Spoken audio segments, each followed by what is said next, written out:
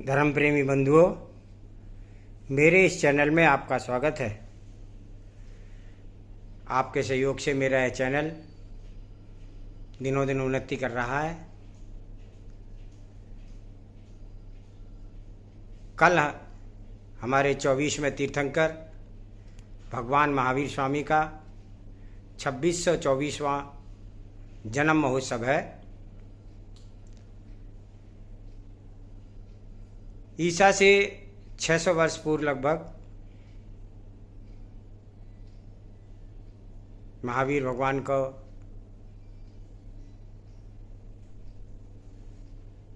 672 वर्ष पूर्व लगभग महावीर भगवान का जन्म हुआ और उन्होंने उस समय संपूर्ण विश्व में हिंसा का बोलबाला था। लोग यज्ञों में पशुओं की बलि चढ़ाया करते थे और तरह तरह का हिंसा का तांडव जगह जगह दिखाई पड़ता था।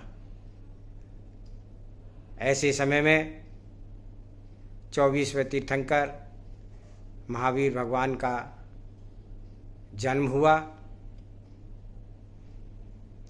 30 वर्ष तक वह घर में रहे।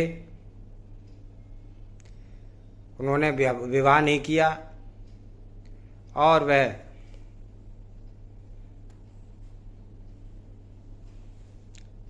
वैराग की भावना उनके अंदर जन्म से ही थी। उनके जन्म से पूर्व इंद्र ने 15 माह तक लगातार रत्नों की वर्षा की। 3.5 करोड़ रत्न हमेशा लगातार 15 महीने तक उनके आंगन में गिरते थे। चैत शुक्ला त्रयोदशी के दिन भगवान महावीर का जन्म हुआ। देवेंद्र का आसन कंपायमान हुआ और उसने अवधि ज्ञान से जाना कि 24वें तीर्थंकर भगवान महावीर का वर्धमान का जन्म हुआ है। अपने सिंहासन पर उठ करके उसने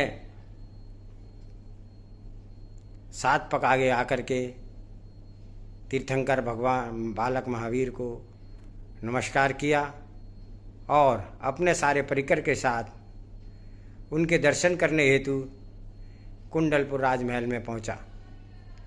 वहां उसने महल की 7 परिक्रमा दी और अपनी रानी सची को कहा कि वह प्रसूति गृह से जाकर के बालक को लेकर के आए। बालक को जब सची लेकर के आई, उसने एक मायावी बालक बना करके रानी त्रिशला के पास सुला दिया और भगवान बालक को लेकर के वह इंद्र के पास आई। इंद्र ने हजारों आंखें बना करके भगवान के दर्शन किए और उन्हें पांडुकुला शिला पर अभिषेक के लिए ले गया। ऐरावत हाथी पर इंद्र ले गया।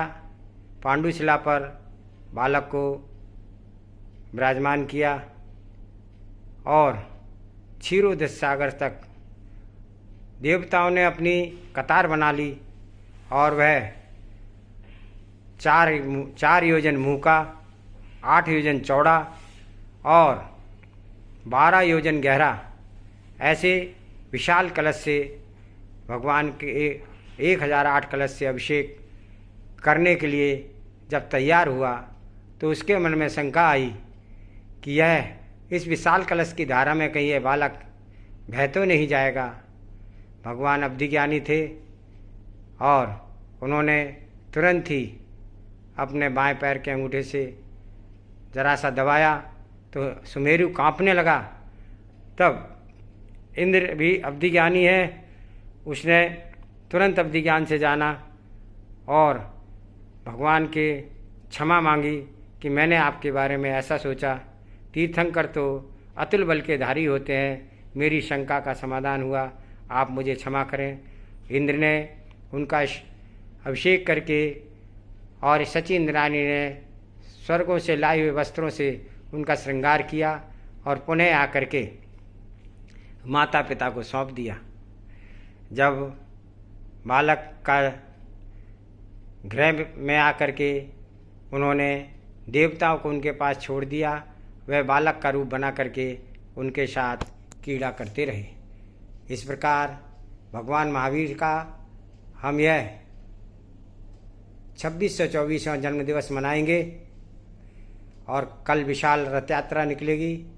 प्रत्येक जगह पर जहाँ जहाँ जैन मंदिर हैं और जहाँ जहाँ बड़ी समाज है, सभी जगह भगवान महावीर का जन्मोत्सव बड़ी धूमधाम से मनाया जाता है और पूरे विश्व को संदेश देता है, जियो और जीने दो।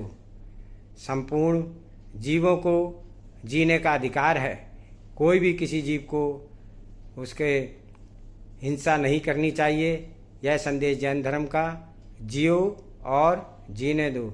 महावीर स्वामी का संदेश जियो और जीने दो।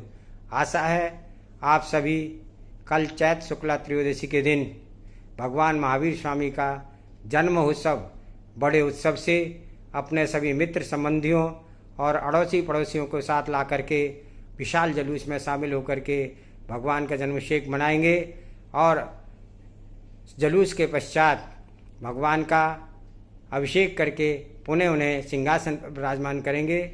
और इस प्रकार की क्रिया देख करके मन बहुत आनंदित होता है। और आज हमने विश्व में नमोकार मंत्र महादिवस मनाया।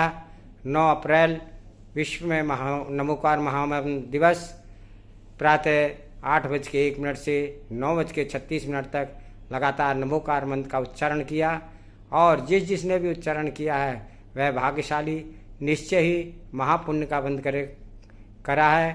और उन सब के लिए मैं और हम सब यही चाहते हैं कि यह महामंत्र नमोकार मंत्र विश्व पटल पर प्राणी मात्र के कल्याण के लिए सभी इसको जपें, सभी इसका ध्यान करें, सभी इसका जाप करें और अपनी मनोकामना पूर्ण करें। सभी को जय जिनेन्द्र। आशा है आप चैनल को लाइक करेंगे, सब्सक्राइब करेंगे, शेयर करेंगे। जय जिनेन्द्र।